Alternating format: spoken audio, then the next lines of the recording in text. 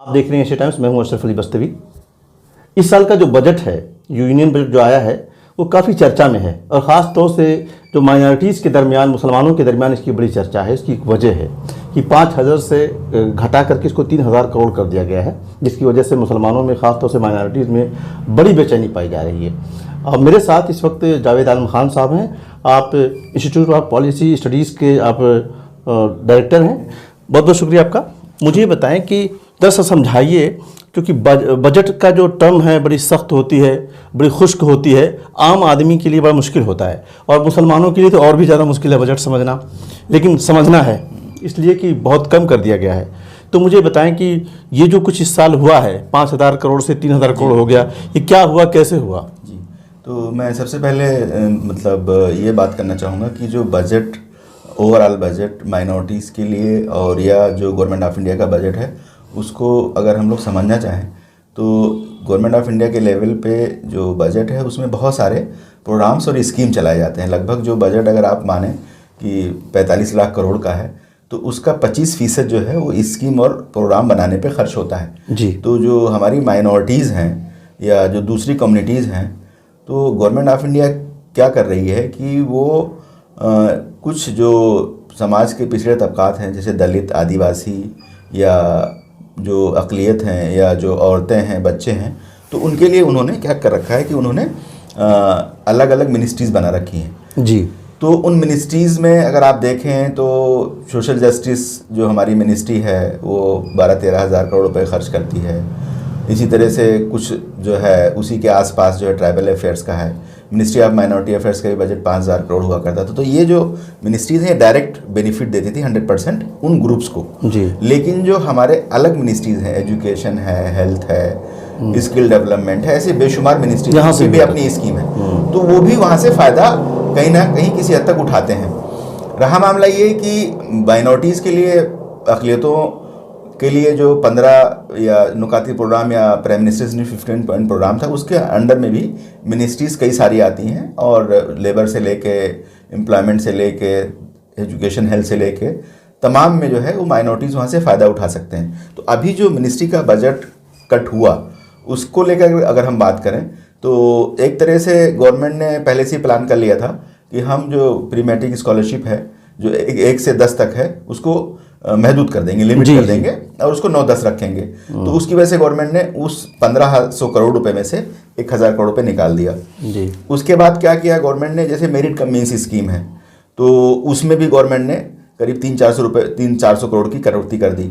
एक और जो सबसे तशवीशनाक बात है वो ये है कि जो मौलाना आज़ाद फाउंडेशन है, जो कम से कम ये था कि माइनॉरिटीज़ के बच्चों, जो बच्चियों के लिए, मेरिटोरियस गर्ल्स के लिए स्कॉलरशिप देता था या जो माइनॉरिटी इंस्टीट्यूशन थे उनके कॉन्सेशन के लिए ग्रांट देता था, तो वो बिल्कुल डिफंड कर दिया गया है।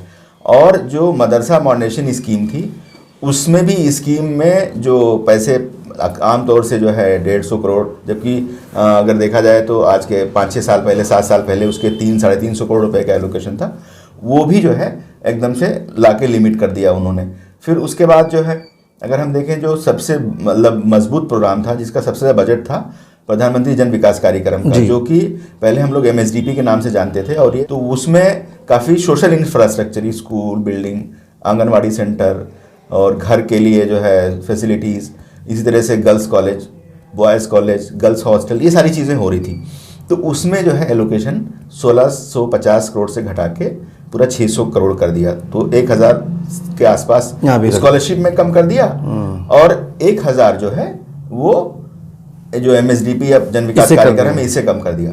तो इससे क्या होगा कि जो मतलब माइनॉरिटीज़ हैं, अगर मान लिया उन्होंने जो एजुकेशन के लिए जो स्कीमें थी उसमें अगर मतलब कमी की जा रही है, तो इससे जाहिर सी बात है कि स्कॉलरशिप वगैरह का जो मामला है, आमतौर से ये हम समझते हैं कि इससे वालिदैन को भी थोड़ा मोटिवेशन आता है, तरकीब मिलती है कि बच्चों को भेजें, और बच्चों को भी लगता है कि हमें कुछ इंसेंटिव मिल रहा है तो हम जाएं कॉलेज या स्कूल्स।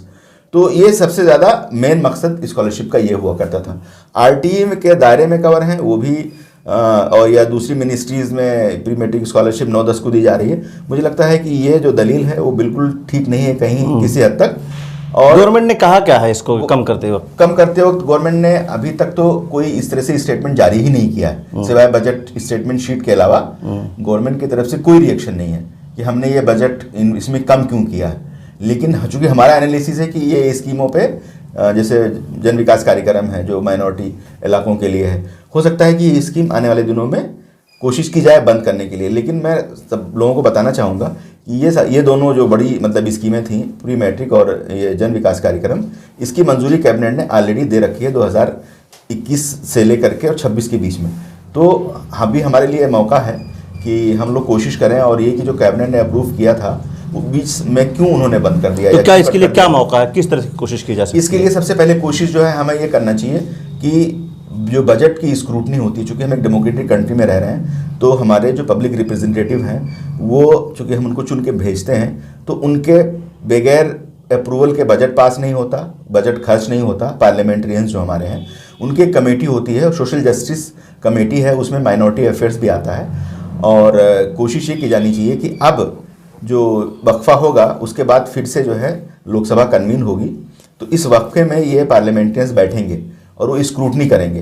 तो ये हमारे लिए अपॉर्चुनिटी, ये भी लास्ट मौका है कि हम जो है सोशल जस्टिस कमेटी के जो मेंबरान से मेंबर ऑफ पार्लियामेंट है, उसमें अक़लियत गैर अक़लियत सभी लोग हैं, और उसमें वो दलित, आदिवासी और माइनॉरिटी अफेयर्स देखते हैं। वो जो हमारा बजट आया है डिमांड फॉर ग्रांट्स, उसको वो लोग एनालाइज करेंगे। इस मौके से हमारे जो भी स्टूडेंट ग्रुप हैं, दीनी जमातें हैं, जो हमारे यहाँ एक्टिविस्ट हैं, सबको ये कोशिश करनी चाहिए कि वो इन मेंबरान से मिलें। मैं ये कह रहा था कि बयानात तो जारी हो रहे हैं, प्रेस रिलीज जारी हो रही हैं, ट्वीट किए जा रहे हैं कि ये गलत हुआ है। ये काम है कि लोगों को बताना, माहौल पैदा करना, और हमारी जो लीडरशिप है वो कर रही है अपने स्तर से। लेकिन इसके लिए तैयारी किस लेवल की होनी चाहिए? जैसे कि आपने कहा कि स्क्रूटनी जब होगी तो उसमें हमें जाना चाहिए, उन तक अप्रोच करना चाहिए, तो क्या तरीक़ाकार होना चाहिए, क्या तैयारी होनी चाहिए उसमें? क्या उसमें हमें एक तो कम्युनिटी की जो हालत सूरत हाल है उसका डेटा होना चाहिए, जैसे इनरोलमेंट रेशियो डाउन है ना, हायर एजुकेशन में या जो प्राइमरी एजुकेशन है, पॉवर्टी लेवल है, गुर्बत, इन दोनों क्राइटेरिया पे हमें गवर्नमेंट से रिक्वेस्ट करना चाहिए कि नहीं, अभी अक़लियतों में एक बड़ी आबादी मुसलमानों की, क्रिश्चियंस की या बुद्धिस्ट की या सिखों की अभी काफ़ी कमज़ोर है। और इस मसले को लेकर के हमको जो डिपार्टमेंटली रिलेटेड स्टैंडिंग कमेटी जिसे बताया मैंने, उनके यहाँ डिपोजिशन का एक स्कोप होता है कि आप जाइए और वो जब बैठेंगे तो उसमें आप प्रेजेंटेशन दीजिए। मैं खुद कई सारे कमेटियों में ऐसे जा चुका हूँ जी। तो वहाँ पे मतलब हमारी एक थोड़ी तैयारी डेटा की, फैक्ट्स की, सबूतों की थोड़ी सी होनी चाहिए, और बाकी हम जो है वहाँ पे अपील करें। उसके अलावा ये भी है कि जो मिनिस्ट्री खुद मतलब जब ऐसी कोई सूरत हाल पैदा होगी तो मिनिस्ट्री के लोगों को बुलाई गई है पार्लियामेंट्री कमेटी, तो हमें जो है जो वजारत है, जो मिनिस्ट्री है, उसमें भी जो जॉइंट सेक्रेटरीज़ हैं या जो सेक्रेटरी हैं या जो मिनिस्टर हैं, उनको भी अप्रोच करना चाहिए। उसके अलावा फिर तमाम, ये खाली मुसलमानों का मसला नहीं है, तमाम अक़लियतों का मसला है, तो हमें तमाम अक़लियतों को साथ में लेके चलना चाहिए, और बल्कि दलित, आदिवासियों को भी साथ में लेके चलना चाहिए, जो लाइक माइंडेड लोग हैं, जो मतलब डेमोक्रेसी, सेकुलरिज्म में यकीन करते हैं और ह्यूमन राइट्स में यकीन करते हैं, तो उनको भी हमें साथ में लेना चाहिए। तो मीडिया एडवोकेसी अपनी जगह अच्छी बात है, बट पार्लियामेंट्री एडवोकेसी की भी ज़रूरत है, और जो एग्जीक्यूटिव है आपको क्या लगता है? ज़रूरत है। जी, अब बिल्कुल सही कहा आपने। आपको क्या लगता है कि आप इतने दिनों से बजट को एनालाइज कर रहे हैं और लगातार आप हर साल करते हैं, और आपका ये मैदान है, मुस्लिम तंजीमों के दरमियान भी आप रहते हैं और देखते हैं, उनके साथ उठते बैठते हैं, काम भी करते हैं उनके साथ में। हमारे दरमियान ऐसी तंजीमें आपको नज़र आ रही हैं जो डेटा पर काम कर रही हैं, और किन्हीं के पास कोई डेटा इस वक्त मौजूद है? डेटा पे तो लोग बहुत काम नहीं कर रहे हैं, लेकिन अगर मतलब ये तंजीमें चाहेंगी तो डेटा कोई बड़ा मसला नहीं होगा। ठीक है। एक चीज़ ये कि अब यहाँ तक मामला पहुँच गया है, प्रेस रिलीज आ रही है, चर्चा हो रही है। अभी हम एक मीटिंग में थे, आपके साथ बैठे हुए थे, वहाँ पर एक दलित एडवोकेसी ग्रुप के एक साहब थे, उन्होंने बड़े अच्छे अंदाज में अपनी बात रखी।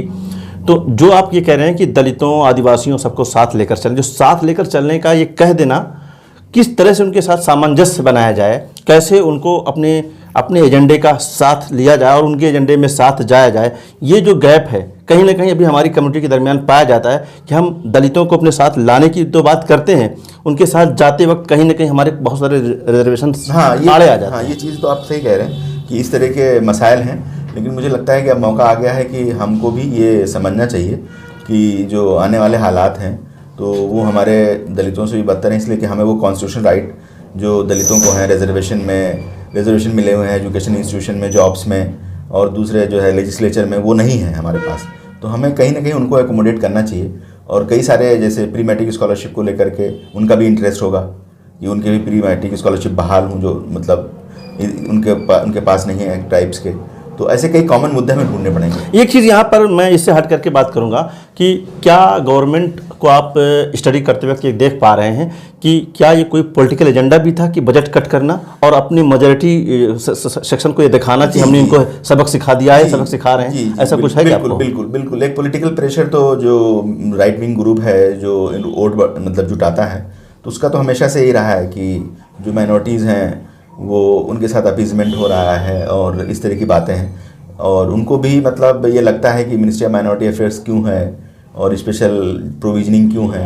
तो ये चीज़ अपनी जगह तो है, इसमें कोई शक की बात नहीं है, लेकिन हमें ये मानना है कि गवर्नमेंट की कॉन्स्टिट्यूशनल रिस्पॉन्सिबिलिटी ज़्यादा अहम है। जी। और उसके नाते हमारी भी जिम्मेदारी है कि हम इस डेमोक्रेटिक मुल्क के में पार्ट हैं, बड़ा लार्जर सेक्शन है, और उसके नाते हमको कोशिश करनी चाहिए। सिर्फ मीडिया में बातें करना मुनासिब होगा या जंतर मंतर पर जाकर के कुछ लोग कुछ तंजीमें धरना दे दें और देश को बताएं और सेंटर को क्या कहते हैं वो मेमोरेंडम दें? कौन कौन से तरीके आप सजेस्ट करेंगे मजबूर करना उसको एक तरह से? बिल्कुल, कुछ ग्रुप्स ऐसे हैं जो गवर्नमेंट से काफ़ी क्लोजली काम करते हैं, तो उनको भी हमें अप्रोच करना चाहिए और उन ग्रुप्स को भी साथ में लेना चाहिए।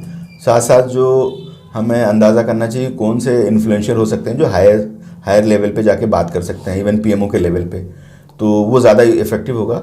अभी के लेवल पे मतलब प्रोटेस्ट ये सारी चीज़ें कैंपसेस में की जा सकती हैं। एक चीज़ जो मैंने पाया, हमारे जब भी कोई मामला होता है, जैसे आज हम कई मीटिंगों का हिस्सा थे और मीटिंगें होती हैं, उसमें बातें भी होती हैं, उसमें कुछ चीज़ें तय भी की जाती हैं, फॉलोअप की बहुत बड़ी कमी पाई जाती है कि बाद में वो क्या हुआ ये चीज़ नहीं हुई, जिसकी वजह से एक के बाद दूसरे दुश्वारियाँ आती हैं। तो कम्युनिटी में जो फॉलोअप, जो हमारी लीडरशिप है या हमारे एनजीओज़ हैं, तंजीम है, जिन पर हम विश्वास करते हैं कि हमारे लिए काम करें, उनके यहाँ फॉलोअप का कोई निज़ाम मैं तो नहीं देख पा रहा हूँ। आप देख पा रहे हैं? नहीं, ये बिल्कुल सही है कि फॉलोअप और रिश्ते बनाना, चूँकि हम किसी से अगर हेल्प चाहते हैं, काम करवाना चाहते हैं, तो हमें लॉन्ग टर्म रिश्ते बनाने पड़ेंगे। तो चाहे एमपीज़ हों, चाहे एग्जीक्यूटिव हमारी हो, ब्यूरोक्रेसी हो, उनके साथ हमें लंबा रिश्ता बनाना पड़ेगा, एकेडमिया के साथ, सिविल सोसाइटी ऑर्गेनाइजेशन के साथ, उसके बगैर नहीं होगा। बहुत बहुत शुक्रिया। ये थे जावेद आलम खान साहब जो मुझे बता रहे थे कि रिश्ते बनाना, अपने काम को माइनॉरिटी होते हुए हिंदुस्तान के अंदर किस तरह से आपको जीना है, जीने का हुनर सीखना होगा। और जो कुछ भी है, चूँकि आप इस हिंदुस्तान के आप भी एक शहरी हैं और मुकम्मल शहरी हैं, तो शहरी होने के नाते आपका शहरी हुकूक आपको मालूम होना चाहिए और उसको हासिल करने के लिए जो डेमोक्रेटिक तरीके हैं वो अपनाना होगा। बहुत बहुत शुक्रिया।